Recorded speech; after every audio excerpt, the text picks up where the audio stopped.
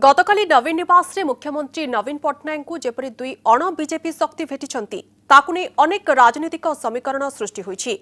केही केही एहाकु पुराना जनता दल परिवार पुनर्गठन कहउछंती तो केही एहाकु मोदी विरोधी नारार ना दैछंती। बीजेडी मुखपात्र सूर्यपात्र व्यक्तिगत भावे एहाकु स्वागत करिछंती।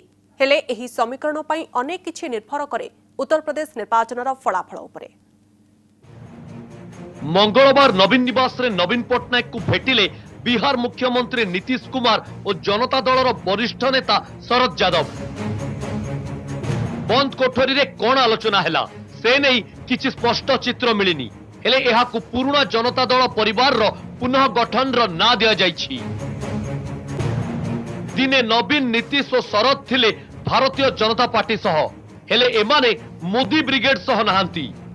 जातीय राजनीति रे एमानकु अण बीजेपी और अण कांग्रेस फोर्स कहा जाए। नीतीश को बिहार और नवीन को ओडिशा परी पश्चिम बंग रे भी बोहिछि मोदी विरोधी झड़। पश्चिम बंग मुख्यमंत्री ममता बनर्जी तो दिल्ली दरबार रे मोदी विरोधी नारा दैछंती।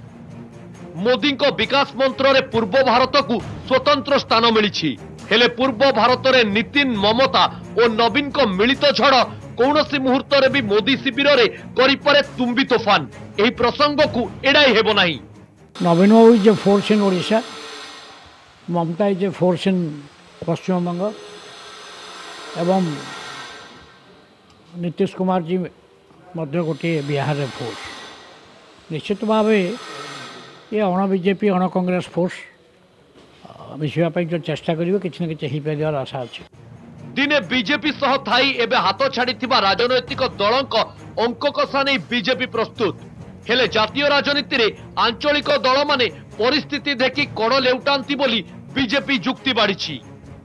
केबे एनडीए कोल रे बसिबे, केबे यूपीए कोल रे बसिबे।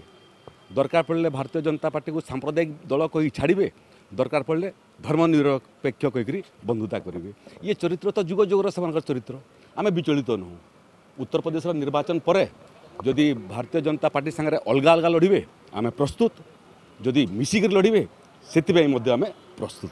नवीन निवास रे अण बीजेपी नेतांक सह नवीन को मेली बीजेपी पे सतर्क घंटी बोली राजनैतिक समीक्षक मत देइछंती। यदि काली सकाळी किसी असुविधा हो जाए ताले जनता दलर बंधु माने मध्य जातीय स्तर अछंती, जो मैंने पाखे से छिड़ा ही पारे, जो मैंने से पाखे छिड़ा ही पारे, ये विश्वास काली होइछि एवं आर वार्ता ओडिशा लोक निकट पहुँचब। से आप बीजेपी विरोधी शक्ति बाहर नहीं पाती। मोदी को निर्वाचनी क्षेत्र उत्तर प्रदेश विधानसभा निर्वाचन फलाफल उपरे समस्त नजर रही। एही विशाल विधानसभा क्षेत्र रे जदि बीजेपी विजयी हुए तेबे जातीय राजनीति रे एक स्वतंत्र वातावरण सह एक भिन्न राजनैतिक समीकरण सृष्टि हेबो। एहाकु देखि अनेक आंचलिक दल केंद्र रे कहा आड़कु ढलिबे ताहा स्थिर करिबे। हेले नवीन को परी ममता और नीतीश भी रखिछंती अण बीजेपी और अण कांग्रेस आभिमुख्य। एपरि स्थिति रे एही तीन शक्ति एकाठी हेले मोदी को पई चैलेंज सृष्टि करि पारंती। भुवनेश्वर लक्ष्मीनारायण कानूनगो सह प्रिय प्रीतम महांती रिपोर्ट, कनक न्यूज।